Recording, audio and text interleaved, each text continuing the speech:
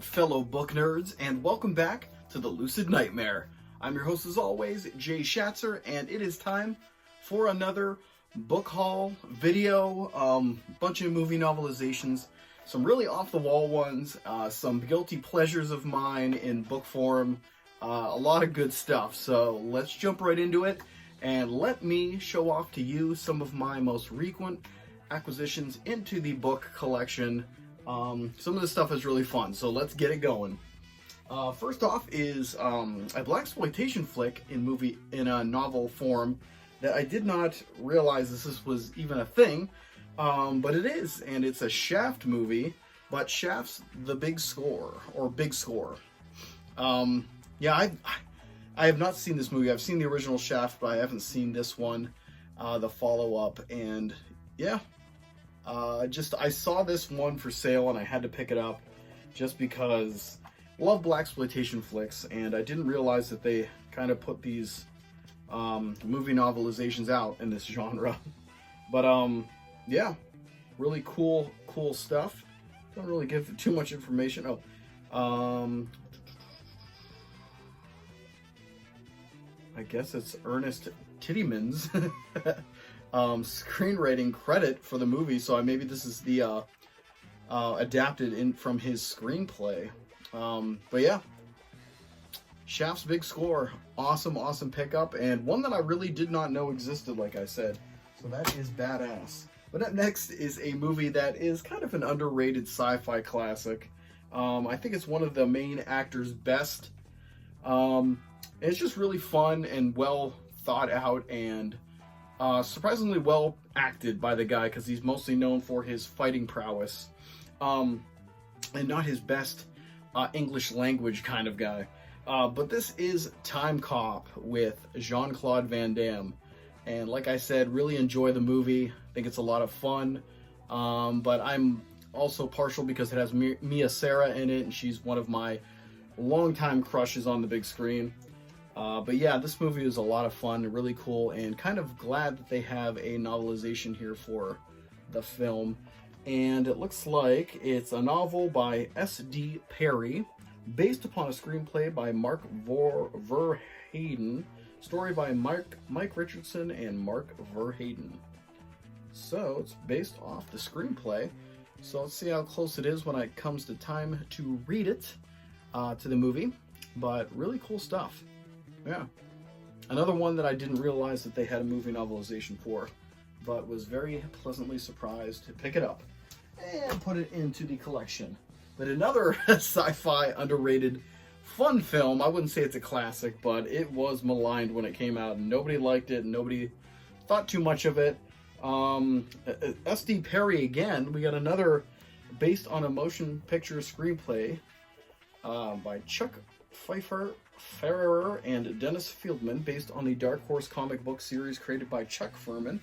Furherer, that's a weird name, but it is Virus. And if you remember, this one has Jamie Lee Curtis in the main role, and it's a whole bunch of people, sailors that are taken over by this electric charge that comes from the sky, and it gets into all their electronics and starts building a creature from it.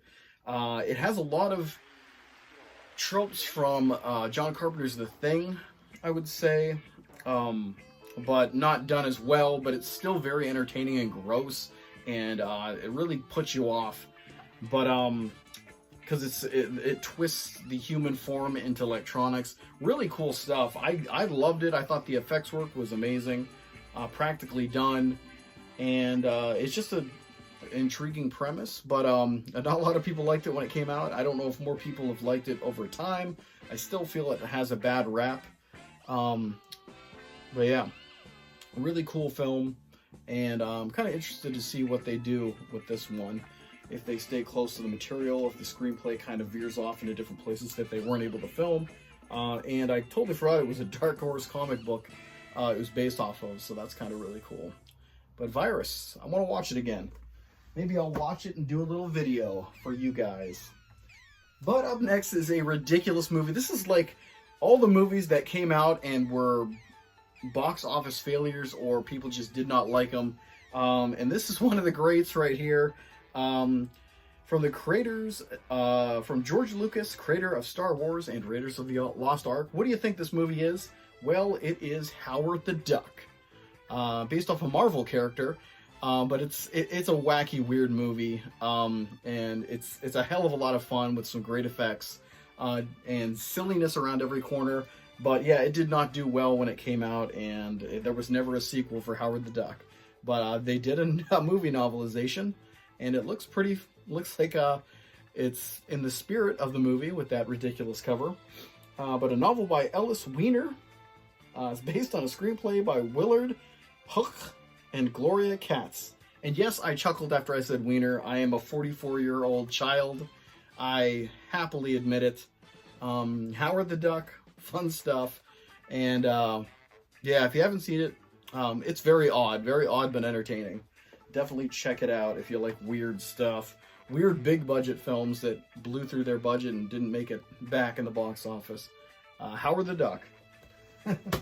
What is up next? Oh, now this is one of my guilty pleasures. I think this is the best Robin Hood that's ever been put to screen. Sorry, Errol Flynn, but for some reason, Kevin Costner's take on it, though it's Kevin Costner, you know, you're not going to get much range other than Kevin Costner on screen doing stuff. He's the same character in almost every movie he's in. But it is, if you haven't guessed, it is Robin Hood, Prince of Thieves. And I love this movie to death. Love the soundtrack even more. And the main song, Anything I Do, I Do It For You. Everything I Do It For You, by Bryan Adams, melts my heart every time. My heart of stone. But great movie. And I love the fact that there's a movie novelization of it. And let me see if they give you any information on it. Novel by Simon Green, based on the story by Penn Densham, and the screenplay by Penn Densham and John Watson. So yeah, cool stuff. Like I said, it's a guilty pleasure of mine. Can't get enough of this movie. After I watch it, I want to just start it over and watch it from beginning to end again. It was so great that Mel Brooks made a spoof on it. Men in Tights? Yeah, Men in Tights. I was going to say Men Without Tights. That's a little bit more kinkier than intended. But Robin Hood, Prince of Thieves, awesome stuff. And let's just move it on to one of the biggest box office bombs that just did not make anything close to what it spent to make this extravaganza. And of course, yes, it is starring our man Kevin Costner again. It is Waterworld. And this movie is fun. I enjoyed the hell out of it when I saw it in theaters when it first came out. I didn't get why people didn't enjoy it, because it's got a really cool and imaginative world, characters, a lot of action in it.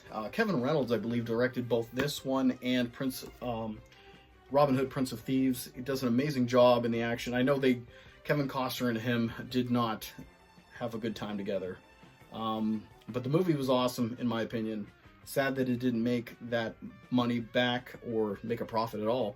But cool to have a book on the movie. Let's see, a novel by Max Allan Collins, based on the motion picture written by Peter Rader and David Twohy. So, yeah, I've got Waterworld in the collection. And let's keep moving with a really cool, interesting, strange film. John Carpenter's first film, and it's more of a college film turned into a motion picture because it's a very strange and unusual premise that kind of spread way too thin, but I own it because I love John Carpenter stuff, and it does have a lot of cool stuff in it. But the movie is the sci-fi weird cult classic, Dark Star. And this one's actually written by Alan Dean Foster, who has done a lot of books in general of his own, but a lot of adaptations of other people's work. And I will die if I'm able to get The Thing, because he wrote that movie novelization. I really want to get my hands on that one, but it's so damn expensive. But I got Dark Star, so take that. But yeah, cool to have a little a novelization of it, but I don't really know why, because it's such an oddball film. But I don't see if it says anything about it's based on the screenplay, or if it's just an original, or if this stemmed from the movie came from this. I have no idea. let me know if you guys know. But Dark Star, pretty cool to have in the collection for such an odd film, odd off-kilter film. But last but definitely not least is a really cool movie novelization anthology looking thing here, based on an amazing show. It's Twilight Zone, the movie. And love the movie to death. It's been a while since I've watched it. I gotta remedy that and get to it soon. But yeah, this is, let's see what we got here. So based on a story by Jerome Bixby, segments. So they split these all up into different segments. So Richard Matheson had his hand in some stuff. We have George Clayton Johnson, Richard Matheson, and Josh Rogan. Also John Landis had a hand in it. So I don't know how much was collected into this, or if that's just a movie that these stories were segmented from. But yeah, and this one actually has like those old school pictures in the middle that I was always so fond of when as a kid, to kind of stumble across it and see what the books were about, and some of those stills from the movies. Try to look for some of my favorites. There's John Lithgow, Freaked Out. But yeah, love the show to death. Love the movie as much. Maybe not as much, because the original show is just so amazing. But the movie's awesome, and it's really cool to have this like little novelization of it. Interested to see if they include every single story, or if they add ones of their own. Not really sure. Didn't really get a chance to look into it or do any research, but I picked it up regardless because I need it in the collection. But I guess that's going to be it for this little haul video. But a lot of cool stuff, like usual. What can you say? The book collection is just ever expanding. Not as big as my movie collection behind me, but someday maybe it'll get there. Who knows? But a lot of good reading in here. Can't wait to check them out. But guys, that's it. Hopefully you enjoyed that one. Hopefully you like what I'm doing here.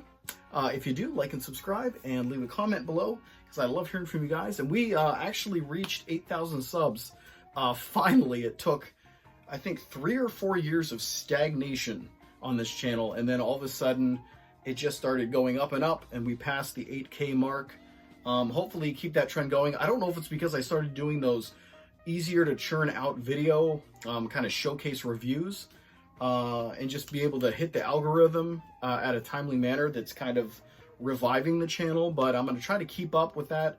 I'll get a lot of videos out next week because I'm going to be on vacation. I'm off all next week. Then the week after that, I have like 3 or 4 days out of the week again off. So I'm going to get a lot of stuff out there for you guys. I have a lot of stuff in the works. I've been watching a lot of awesome movies, some great stuff out there. But yeah, stay tuned for that. So see you guys later, and I'll see you all at the next Lucid Nightmare. See ya!